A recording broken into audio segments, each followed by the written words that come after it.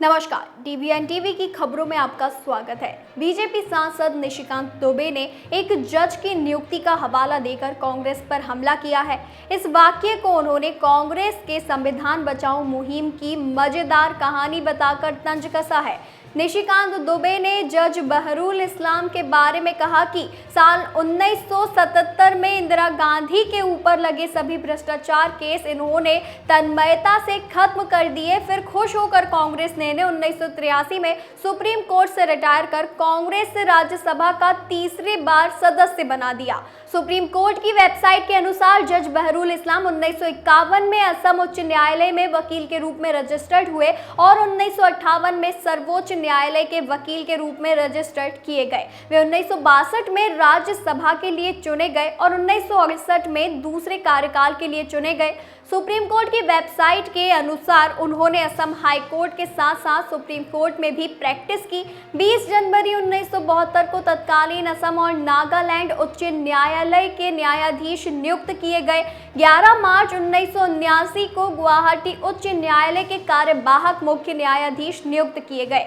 4 महीने बाद 7 जुलाई 1979 को गुवाहाटी उच्च न्यायालय के मुख्य न्यायाधीश के रूप में नियुक्त किए गए।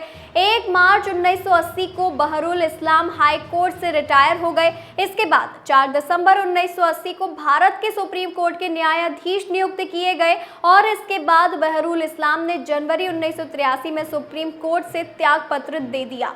बीजेपी सांसद निशिकांत दुबे इस पूरे घटनाक्रम पर अपने एक्स हैंडल पर विस्तार से टिप्पणी कर रहे हैं। निशिकांत दुबे ने लिखा है कि कांग्रेस के संविधान बचाओ की एक और मजेदार कहानी। असम में बहरुल इस्लाम साहब ने कांग्रेस की सदस्यता 1951 में ली। तुष्टीकरण के नाम पर कांग्रेस ने उन्हें 1962 में राज्यसभा का सदस्य बना दिया। 6 साल बाद दोबारा 1968 में राज्यसभा का सदस्य सेवा भाव के लिए बनाया।